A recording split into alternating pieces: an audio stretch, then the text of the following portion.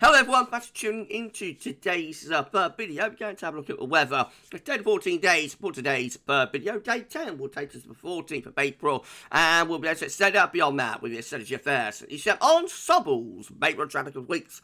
We'll have a look at CFS V2 at the end of the video for May, and I shall get on that for you in a moment. Just say about the first video sales, our 6 UK weather forecast, and we've also released January free. Check out those two vids if you'd like to do that. Like, share, and subscribe on all of today's videos and content. Thank you so much, everyone, for doing that for GavsWeatherVids. Thank you so much, everyone. Around 80 subscribers gets us to 19.7k. So if you could give us a sub, that'd be amazing.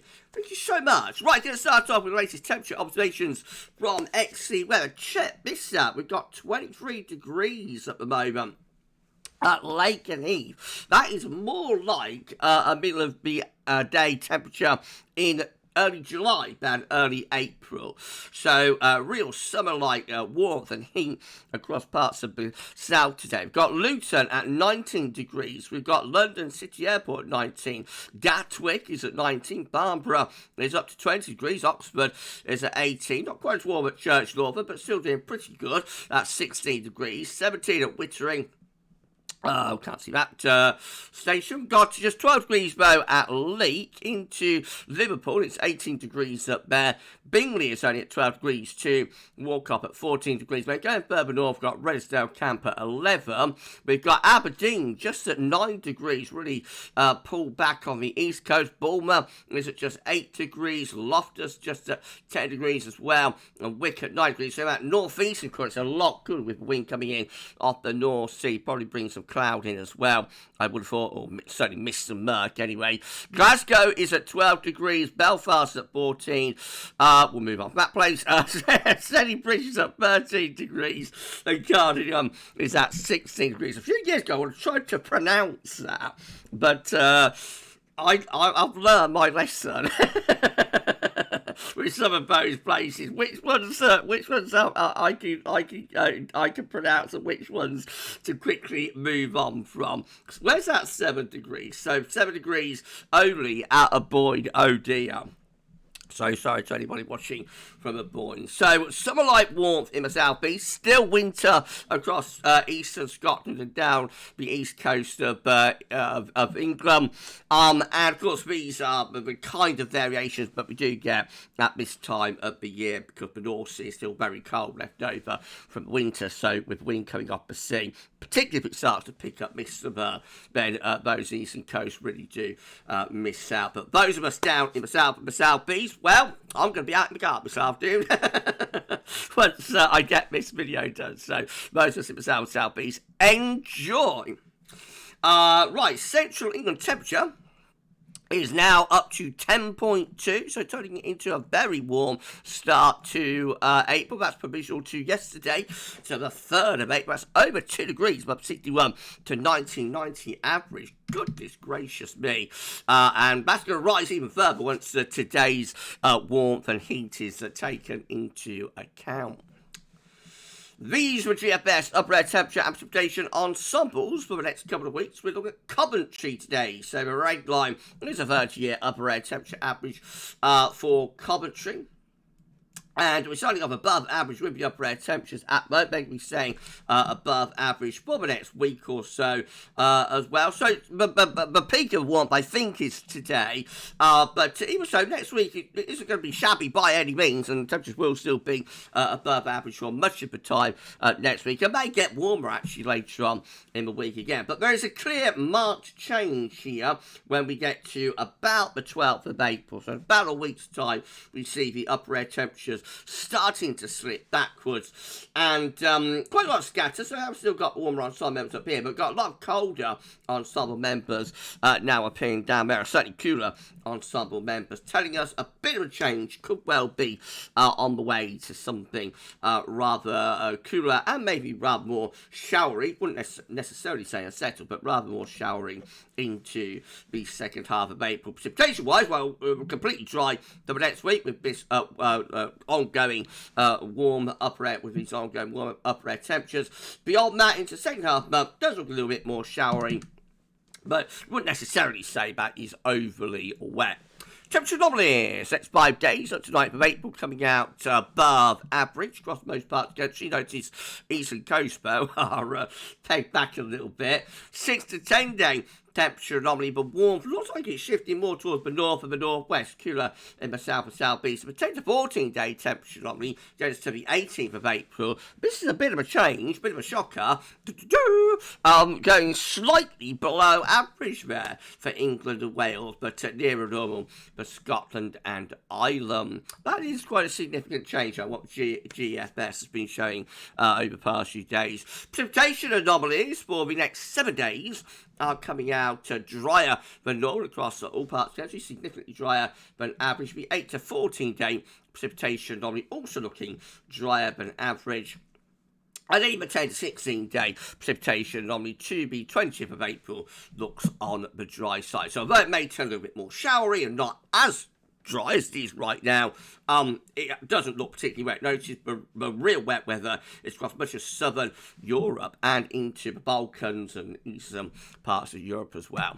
Right, let's start going through the all-important chart data. This is the latest UK Met Euro roads with midnight on Monday. High and dry, high pressure dominating and in control. That high pressure then is with us throughout the week, gradually slipping southwards. So by next Friday, we begin to bring a little bit more of a westerly into the north of Scotland, but most places are looking dry and fine. And after perhaps a slightly cooler start to next week, I think we see temperatures lifting back up again and that big area of high pressure. And then Icon looks like that again. High pressure is dominating weather in control in the ascendancy throughout next week, just gradually showing signs of a little bit of slippage maybe by the end next week. Could allow something a bit more showering to North Strut, but otherwise high pressure dominates up to the end of next week with the Icon model. And we've got KMA, all much of a muchness for next week. High and dry and that big anti-cyclone. We get to the weekend of 12th, 13th of April. The high pressure then starts going to Scandinavia. So still mostly dry, but beginning to turn cooler or perhaps a bit colder with winds coming in from the east direction. So sorry everyone, and then we're a very long way out now. Beyond day 10, it does start to turn more unsettled with this low coming in from the southwest. So it's coming up against a big high pressure at Scandinavia. So a bit of a battle is going on there. The irresistible force is meeting the immovable object with that one. And so it perhaps turns more unsettled for some of the western areas with some wet weather. That can turn into a very wet pattern. And the reason, of course, as well as system come up against the block, they kind of just become stuck and become stationary. That's why it's the immovable force against the irresistible force against the immovable object type pattern. And so whether it can become stationary. However, I'm a little bit dubious about that. I suspect, given how strong high pressure has been over this spring so far, I would suspect in the end this low will probably go spiralling down in towards Biscay, Spain, and Portugal, and will keep a largely anti-cyclonic influence going from that pattern. But there's a bit of a pattern change around the middle part of April. Right, well, let's move on to the GFS midnight run.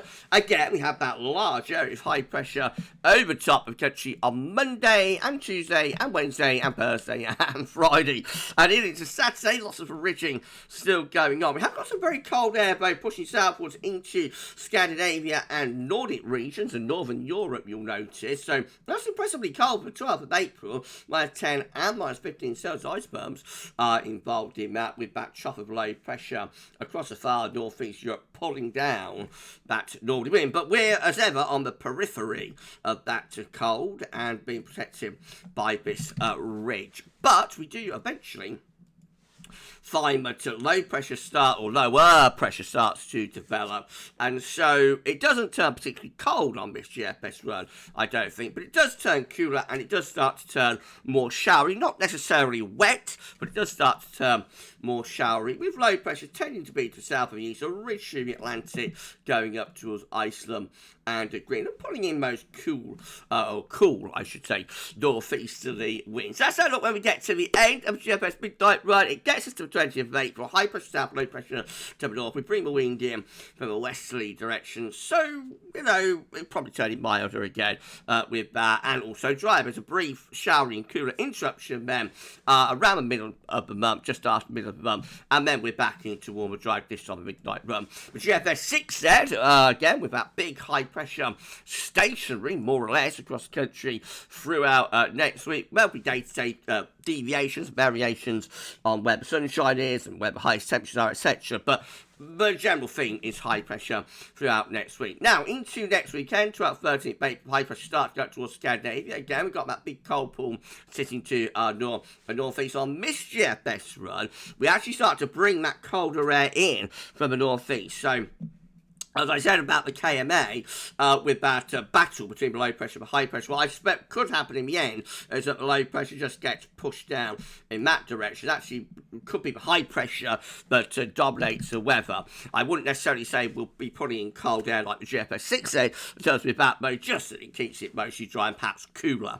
Anyway, but GFS 6 by day 10, it brings some quite cold air in from the east. So -5 Celsius iceberg, it's flooding east. We've got -10 Celsius iceberg over Sweden, Norway and Denmark in the Low Countries as well. And then around the middle part of the month, this is just beyond day 10, 15th of April, it's not only turning cold, it is also turning more unsettled as well. The high pressure is shifting out towards the North Atlantic, going up towards Greenland. So gradually, low pressure becoming more and more involved as a trough of low, really sitting across western parts of Europe. So increasingly unsettled and cooler or even colder, with easterly and then northerly to northeast winds through that third week of April. Big pattern change on the GFS 6 in the extended range of the third week of April. But I have to emphasise, we have been seeing this within the model output over the past several weeks in the extended range. It's never verified, and so we've got to be really cautious about this. We might get a big pattern change starting middle of the month, but, you know, I would be wanting to see this come at least within the 7-day time frame. You know, get to about 7-8 days out, and then maybe start thinking a bit more about it. But for the time being, I think we say that's probably a synoptic outlier, and we'll see whether that turns up in future runs or not. If you enjoyed the video, please like, share, subscribe. Thanks so much everyone for doing that. Why not drop a comment? Let us know nothing about this and all of our videos and content. Don't forget to friends back down, so get to subscribe too. So everyone for doing that. 80 subscribers gets us 19.7k, and if you could afford to give us a little donation via our PayPal page, that'd be absolutely awesome. It's helping to pay for the channel and for me to be able to do the content. So all you need to do is come to GavsWeatherVids PayPal page. The link's in the description with the video. The first thing in the description is the link to PayPal page. Click on that. Go through the PayPal, sign to PayPal account, donate whatever you like to GavsWeatherVids, and we'll give you a shout out in the videos you might want to plug for your website, for your business, for your YouTube channel, and that's no problem at all. We're very happy to do that. We thank you so much, everyone, for doing that. This is a quieter time for GavsWeatherVids, which means we don't earn as much from ad revenues. We need to look for other revenue streams, therefore, and this is a really helpful and really useful way of being able to do that at this time of the year, particularly. So thank you so much everyone for the support. Right, okay, GM, once more, high pressure is dominating weather, in control in the ascendancy through the middle part, well, through all of next week, really, early, middle and latter part of next week, with that big high pressure dominating even into the weekend of 13th of April. We've got a ridge through the country. Not until about day 10 that we find a low pressure to the southwest starting to push some rain bands northwards and eastwards there. And pretty mild to do with that. Certainly no cold air coming in from the east or the north with that. Winds are more from the southerly southeasterly direction. And then finally the ECM rounds it all off with high pressure over top of the country, mostly dry on Monday, Tuesday, Wednesday, Thursday, Friday. It's all high pressure way into the weekend of 13th of April. High pressure just starts to slip a little bit further eastwards with lower pressure out to the west. So staying mild, winds remain from a southerly southeast direction. The only difference is that more showery conditions start to break forwards with that trough of low pressure. Turning more unsettled though just after mid-month. This is very extended range though, but by the 17th of April we've got a proper area of low pressure pushing probably quite heavy rain through much of the country. Still mild though, winds remaining from that to southwest direction, and by the end of the ECM run, perhaps a hint of some higher pressure starting to build back up from the Azores again. So only a short interruption to the fine weather, and then we're back towards higher pressure again by the 19th of April. This is the precipitation forecast up to day 10 from the ECM midnight run. So again, we're looking at loads and loads and loads of dry weather over the next week and beyond it as well. It's not until about day 9, 10 when it starts finding showery conditions breaking out. Maybe a hint of a bit of thunder there down in the southwest. They look like thundery showers potentially. But again, that's day 9, 10. Before then, it's dry all the way. These are the options on the table within the ECM ensembles today for day 10 from the Icelandic Met Office. Gets us to the 14th of April. 20 members of the ECM ensembles with low pressure out to west, higher pressure is to the east. We're drawing up winds from southerly southwest direction. Could be turning shower, but including control and the operation run. 16 with lots of low pressure in the Atlantic, so more unsettled, wetter and windier. 9 with high pressure though over country, mostly dry with that. Should be quite warm as well. Winds coming up from a southerly direction. 6 with low pressure again in the Atlantic, high pressure out to the west, winds coming up from the southwest. What's very evident there is that there is no cluster or no ECM ensemble member really that's doing day 10 what that GFS 6Z run is doing. So let's quickly go back to it. What the GFS 6Z is doing around day 10, no, that's midnight run, sorry, this is the right one. What the GFS midnight run is doing at day 10 with that easterly, proper long fetch easterly, and the air origins are coming from like the Urals with that actually, but ice bars are going all the way back up here and flooding through West Europe, taking that cold air with it. But there is no ECM ensemble member doing at day 10 what that GFS 6Z run is doing. It's either going to be mostly dry and still quite warm or mild or warm, or it's going to be more unsettled but still mild if the ECM ensembles are right. In 2 weeks' time, this is the option that we've got, and it gets us to the 19th of April, back to high pressure, really high pressure building back up from the south and southwest again. So even if we do get an introduction of more unsettled weather around mid-month, it doesn't look like it's going to take very long at all before we get back to high pressure ridging up from the Azores. We'll see. Right, CFS V2 finally for May. I think this is the first time we've shown these charts for May, so this is like the opening salvo for us, but there are a couple of days previous charts. But anyway, the latest idea won't be changed daily. Latest 700 millibar height anomaly idea is a high pressure be around Greenland and to the north of the UK and Ireland. The Azores high looks like it's pushed away to the south and west a little bit. This white area in reality could end up being a trough of low pressure. So that might end up being quite a wet pattern, actually, for the south. It depends how far north this ridge goes. Whether we allow the low pressure up from the south and from the southwest. But, it's a rather different pattern and certainly a blocked pattern away to the north as well. So the temperature anomaly is coming out ever so slightly above average, not a particularly big deviation, and the precipitation anomaly finally is near normal or has no signal.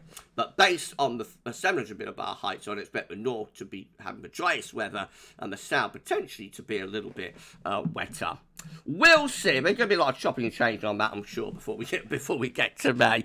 Anyway, we're done. If you've enjoyed the video, please can you like, share, and subscribe. Thanks so much for doing that. Drop a comment. Let us know what you think about this and all of our videos, content, live streams, etc., etc., etc. Don't forget to tell your friends about GavsWeatherVids and get them to subscribe too. Well, thanks so much, everyone, for doing that. 80 subscribers gets us to 19.7k. So please give us a like and a sub and all that good stuff. We thank you so much, everyone, for doing that. If you can afford a little donation to GavsWeatherVids, that would be absolutely awesome. I said we'll give you a shout out in the videos. Thank you so much for doing that. Well, over weekend, we've got the 6 a.m. forecast coming tomorrow, ECM 42 day for UK and Ireland, weekend forecast, and 10 to 14 day as well. And then on Sunday, once more, it's a 6 a.m. forecast. We've got the next update for summer 2025, and we're going to be live at 6 p.m. or around 6 p.m. Might be 6, might be half 6, not sure if we're doing an hour or a half hour live stream, but I'll let everybody know, on Sunday. But anyway, it'll be between 6 and 7. We'll be live with our 10 to 14 data, and I'm sure we'll include a little bit of long range in that as well. Enjoy the rest of your Friday. Get out and enjoy the sun if you're not on the East Coast, and make the most of it. For this one, that's all for now, and thanks for watching.